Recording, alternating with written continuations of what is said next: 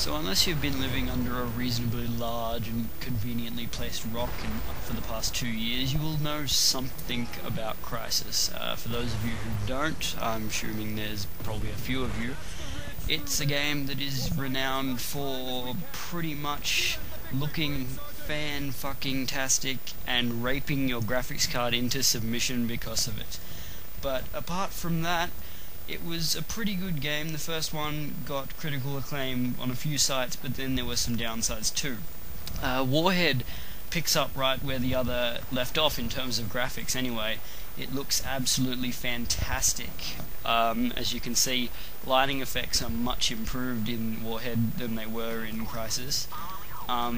In the original game, the volumetric lighting really only came into effect in the morning and in the afternoon.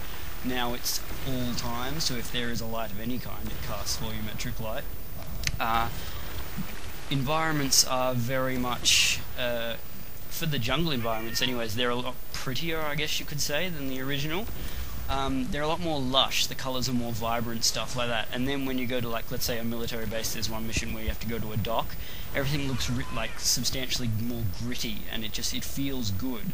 There's a really big contrast between the jungle and when you step onto that base, and it feels as if it's out of place, and I'm pretty sure that's the way it's meant to feel because it's a military base on a tropical island pretty much. The snow levels look absolutely fantastic, as you can see on the screen right now. Snow and stuff falls from the sky, everything looks realistically frozen, even yourself as the character, you can see your weapons and stuff are frozen pretty much solid. Explosions and things look absolutely fantastic. Words cannot explain the looks of this game. For the purposes of the review, I was playing the game on a mix of Enthusiast settings, which is the equivalent of very high, and gamer settings, which is the equivalent of high, just to get good frame rates. I can play the game on my system, which has a GTX 280 quad-core and 4GB of RAM, all on Enthusiast settings, but when I tried to record video, it pretty much became a slideshow. Graphics, as I've already said, are pretty much stunning. I really can't go on more about that. You really just have to play the game to see. This video, I have to say, does not do it justice.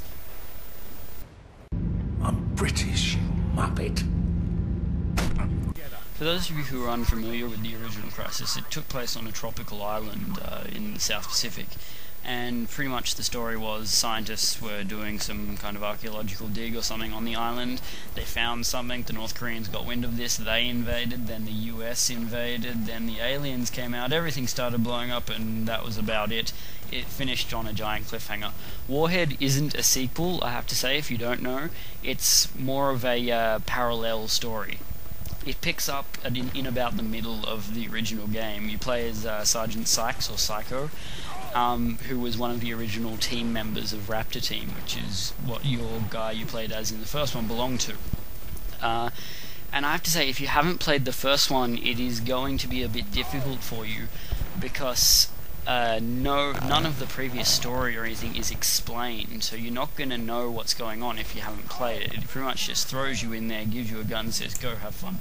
That's pretty much it. It is a lot more fast-paced than the original Crysis, though. Encounters with enemies are a lot closer and a lot bigger. So, let's say in the original game there were like maybe 5 to 10 guys you'd run into at a time or something like that.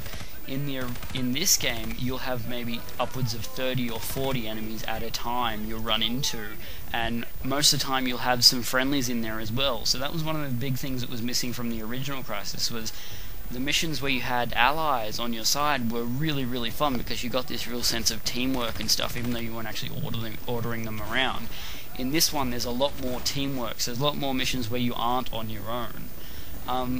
One of the major complaints from the original Crysis as well was that the snow missions, as you saw before, in the original game there was only one level where that happened, and it was, a bit boring, I guess you could say.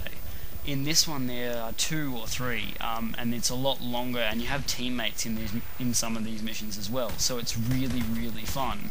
And the aliens are improved as well, so AI in this game, if you haven't, in the first one it was fantastic, in this one it's brilliant. Enemies, humans, will realistically seek out cover and throw grenades and stuff like that.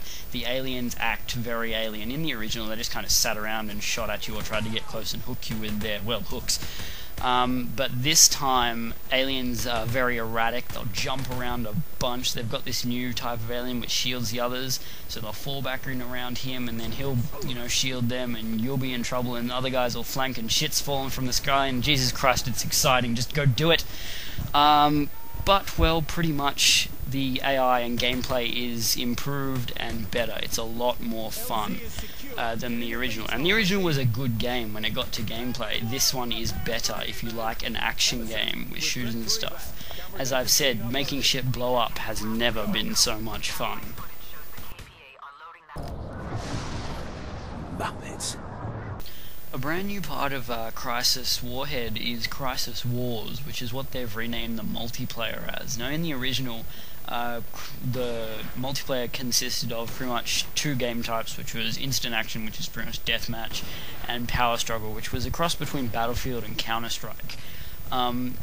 Now, it was a good game, but the problem was it was overly complicated. A lot of people didn't understand it. It took a long time to get a hang of what you're meant to be doing, and it required a lot of teamwork. They have, this time around though, they've simplified it a lot, so the game is a lot more coherent. You definitely get your idea of what you're meant to do, your objectives and stuff like that.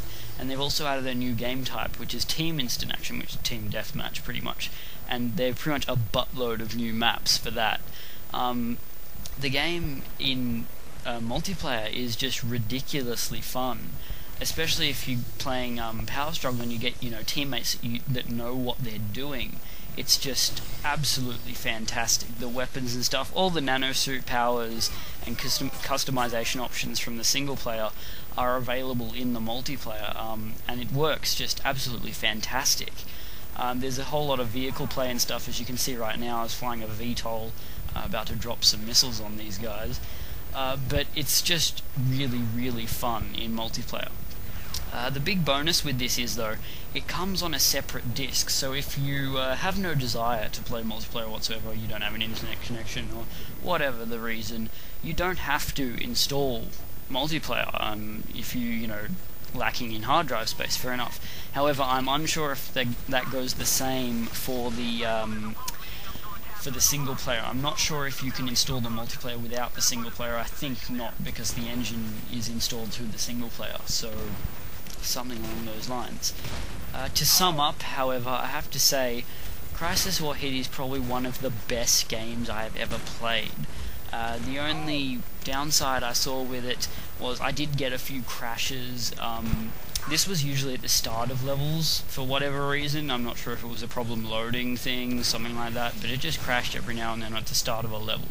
All up though, I'm going to have to give it a 9 out of 10, because it is just a terrifically fun game, and it is a marked improvement over the first one. However, as I've said, if you haven't played the first one, you aren't going to have a snowball's chance in hell of understanding what the fuck is going on. But if you have played the first one and you want to get that alternate story, it's just really, really, really fun, and the multiplayer makes it a much better game. There's a lot of replay value in here as well. You can reapproach missions from a different angle. So yeah, it's a great game. Buy it. Well, I think it's finally over.